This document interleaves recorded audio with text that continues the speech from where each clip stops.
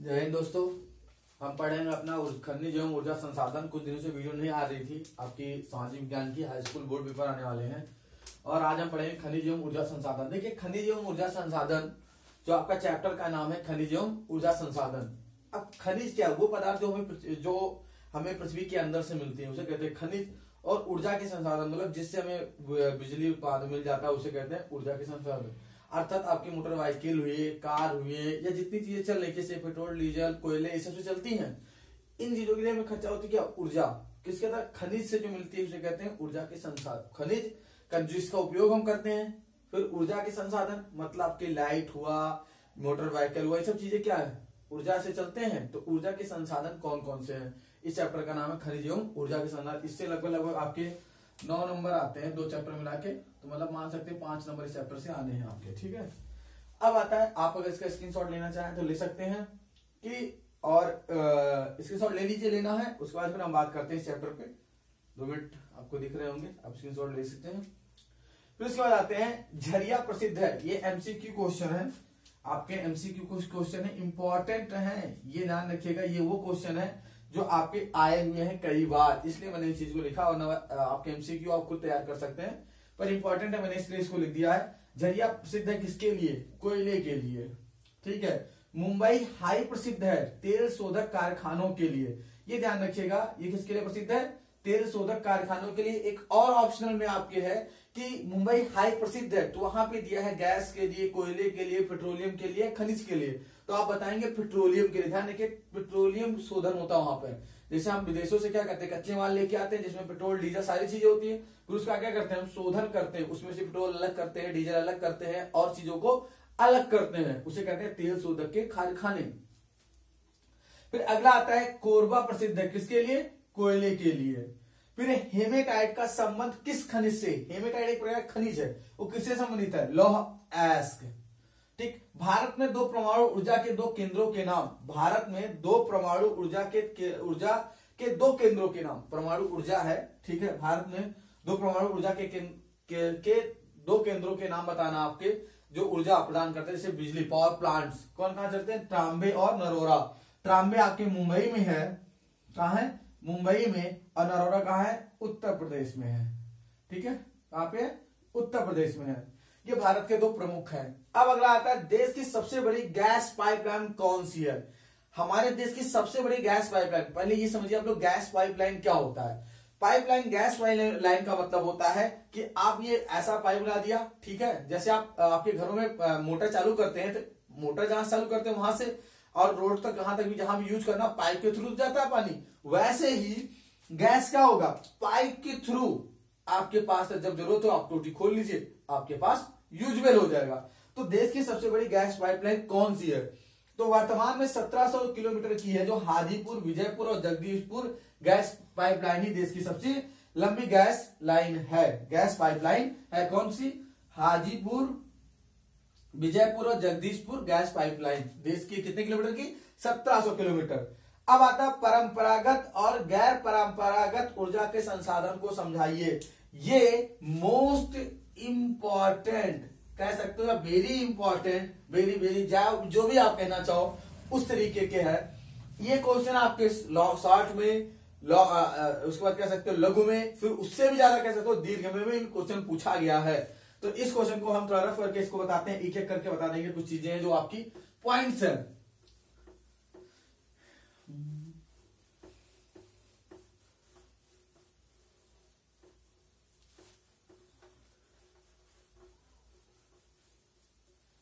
देखिए, आपका आता है परंपरागत स्रोत। परंपरागत, देखिए परंपरागत स्रोत कौन से होते हैं? स्रोत परंपरागत, परंपरागत और गैर परंपरागत स्रोत। अब परंपरागत हम स्रोत के बारे में पढ़ते हैं। परंपरागत, परंपरागत स्रोत। अब परंपरागत स्रोत वो स्रोत होते हैं जिसका उपयोग हम आसानी से कर सकते हैं, या फिर कह सकते हैं इनको इस तरीके से जानिए जिसका हम नवीकरणीय नहीं कर सकते, मतलब पुनः उपयोग करने के बाद फिर से उसका उपयोग नहीं कर सकते, उसे कहते हैं परंपरागत स्रोत। जैसे आपका क्या होगा? डीजल, पेट्रोल,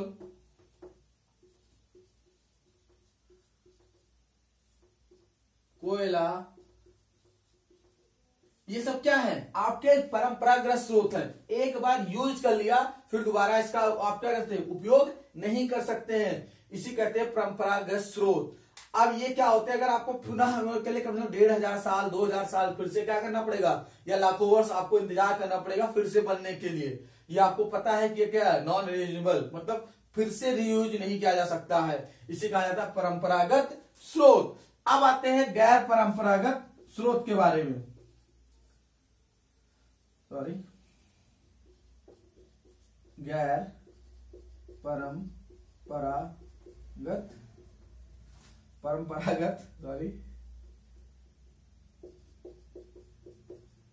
स्रोत। अब गैर परंपरागत स्रोत में आपके क्या आते हैं, 4-5 चीजें आती हैं। अब इसमें आप क्या कर सकते हैं, आपका देखिए सौर ऊर्जा, कौन कौन सी हो सकती है, सौर ऊर्जा, पवन ऊर्जा,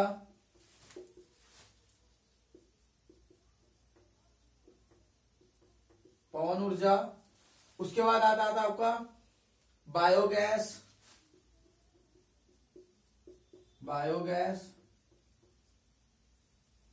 फिर उसके बाद आता है आपका ज्वारीय ऊर्जा, ध्यान से देखिएगा, ज्वारीय ऊर्जा,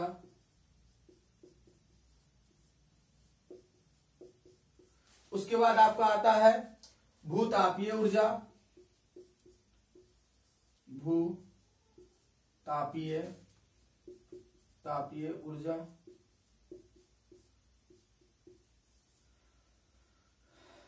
भूतापीय ऊर्जा। उसके बाद आता है आपका जियोथर्मल ऊर्जा,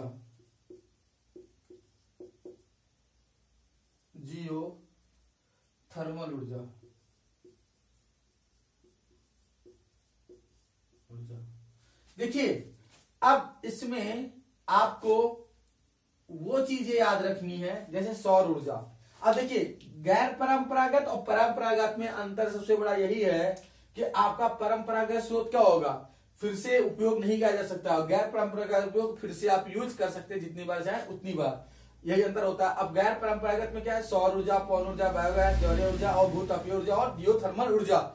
सौर ऊर्जा सूर्य से प्राप्त होता है, पवन ऊर्जा हवा से, बायोगैस हमारे पास क्या जितने कचरे हैं उससे, ज्वारीय ऊर्जा समुद्र में उठने वाली लहरों से, भूतापीय ऊर्जा आप भाप से, जियोथर्मल से आप जितने भी कचरे हैं उससे थर्मल यूज कर सकते हैं। तो आपको समझ में आया, ये मोस्ट इंपॉर्टेंट क्वेश्चन, और आपके लॉन्ग आंसर में आपसे ये पूछा गया 7 नंबर में, गैर परंपरागत ऊर्जा के स्रोत बताए, परंपरागत स्रोत के बारे में, ये आपको इतनी पॉइंट उसमें लिखना है। बस आज के लिए इतना ही दोस्तों, आप इसको अच्छे से देख सकते हैं, और समझ में आए तो और चीजों को बताइएगा कमेंट करके। चलिए फिर मिलते हैं अगली वीडियो में, जय हिंद।